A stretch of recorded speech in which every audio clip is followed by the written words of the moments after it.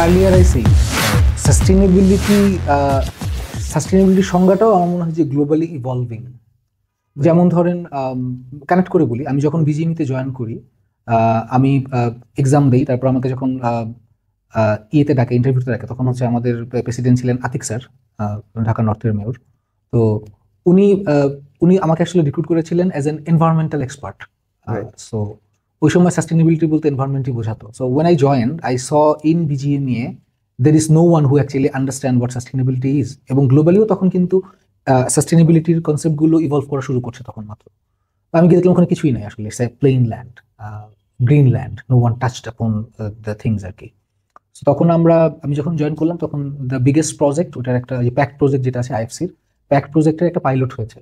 So ওটা দিয়ে আমি শুরু করলাম। তো প্যাক্ট প্রজেক্টের মূল বিষয়টাই ছিল আসলে ক্লিনার প্রোডাকশন, মানে হচ্ছে যেই ওয়েতে আমরা ফ্যাক্টরিতে অপারেশনটা রান করি, তার একটা রিসার্চে দেখা গিয়েছিল যে আমাদের পার কেজি অফ ফ্যাব্রিক ডাই করতে আমরা 350 লিটার্স পর্যন্ত পানি কনজিউম করি।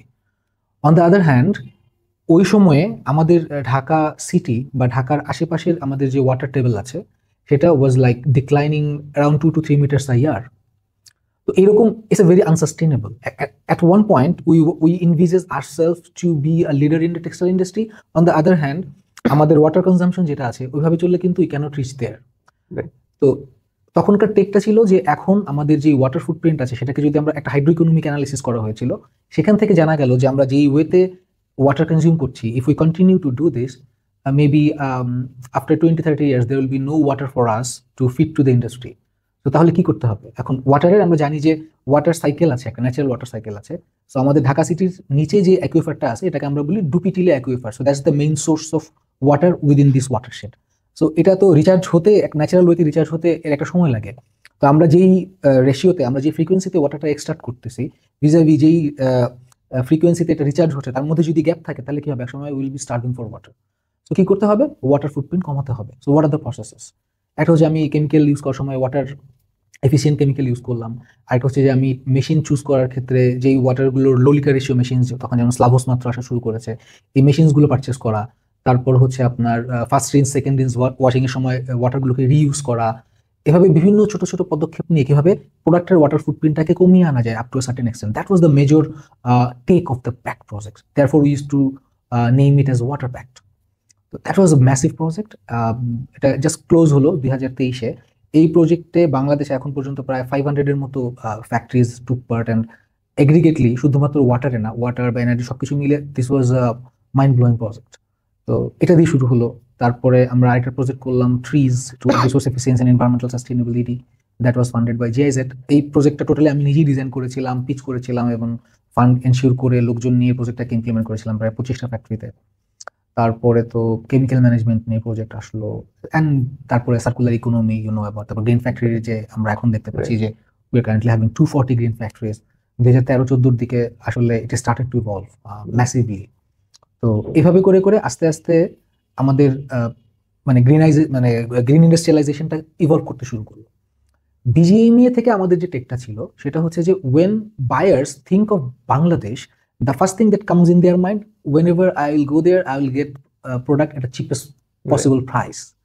So আমি যদি এটাকে metaphorically বলি যে if you want to buy a very expensive clothing, you will definitely go to fancy store. But if you want to buy cheap clothes, maybe you'll go to Bongo Bazaar or New Market or other places. So we have somehow we were created ourselves, or our narrative of Bangladesh was like cheap place. So এই narrativeটাকে ভেঙে if we want to create a counter narrative যে বাংলাদেশকে আমরা যদি different ওয়েতে branding করতে চাই, তাহলে পরে we have to prove that we are the most sustainable possible apparel sourcing destination. So যে গ্রিন ফ্যাক্টরির যে জোয়ারটা, এটা ছিল আসলে ওই কাউন্টার ন্যারেটিভটা তৈরি করা। আবার মাথায় রাখতে হবে বাই দিস টাইম 13 সালে কিন্তু রানা প্লাজা হয়ে গেছে। So that was another massive blow. So ওখান থেকে বের হয়ে আসার জন্য sustainability was the only counter narrative we have to present ourself in a different manner. So এই জন্য তখন কি হলো, প্রচুর ওই সময়টাতে আমরা 2015 সালে তখন আমাদের এসডিজি গোলগুলো, আপনার এমডিজি শেষ হয়ে এসডিজি আসলো। সো গ্লোবাল ফ্রেমওয়ার্কের মধ্যেই সাস্টেনেবিলিটি জিনিসগুলো ইনগ্রেভ হওয়া শুরু করলো, এবং ব্র্যান্ডসগুলো কিন্তু তখন water footprint, carbon footprint, recycling, এবং যে জেডিসি ইভলভ করলো, you see all this things. ZDC evolve করলো যে ডেটক্স কমিটমেন্ট থেকে গ্রিন পিসের। তো তখন থেকে ইভলভ করা শুরু করলো, এবং এগুলো যখন ইভলভ করা শুরু করলো একই সাথে কিন্তু ওইগুলো নিয়ে কোর্স, ট্রেনিং এগুলো শুরু হলো, প্রচুর পড়াশোনা হচ্ছে, প্রচুর কোর্স ডেভেলপ হচ্ছে, মানুষজনও আস্তে আস্তে আগ্রহী হচ্ছে। তো এই যে evolve of the role of sustainability, এটা কিন্তু আনলাইক সেফটি ইস্যুর মতো রিঅ্যাক্টিভ না, আই উড সে প্রোঅ্যাক্টিভ। যেমন রানা প্লাজা হয়েছে দেখে আমাদের ইন্ডাস্ট্রিগুলো সেফটিতে ইনিশিয়েটিভ নিয়েছে, দ্যাট ওয়াজ রিঅ্যাক্টিভ। বাট সাস্টেনেবিলিটির ক্ষেত্রে আমার কাছে মনে হয় Bangladesh was bit proactive. So definitely thanks to our development partners, Embassy of the Kingdom of Netherlands, German government, Swiss government, Swiss contract, Netherlands Solidarity, lots of organization partnership করে তারা কিন্তু BGM সাথে partnered হয়ে they started to developing the capacity of the industry. So I was এত green industry আসতেছে, absolutely কেউ তো বলতেছে না যে তোমার গ্রিন ফ্যাক্টরি থাকতেই হবে, বাট আমরা করতেছি। Absolutely, this is not a buyer requirement, right? So it is very proactive and with a very good intent, right? তো ওই পার্টিকুলার সময়টা যখন পুরো ইভলভের জার্নিটা, তখন আই ওয়াজ ভেরি লাকি যে I was working for BGMA, so I was kind of centre of all the stakeholders. So আমার সুযোগ হয়েছে সবার সাথে কাজ করার, এবং I also started to gather knowledge, এবং কিভাবে রিসার্চ করে একটা প্রবলেমকে আইডেন্টিফাই করে সেটা থেকে একটা থিওরি অফ চেঞ্জ ধরে একটা প্রজেক্ট ডিজাইন করে আউটকামগুলো নিয়ে আসা, and also doing the right sort of policy advocacy to the government. For instance, if I talk about যে গ্রিন ফ্যাক্টরি গুলো যে 2% লেস কর্পোরেট ট্যাক্স দিচ্ছে, so that was one of the policy advocacy.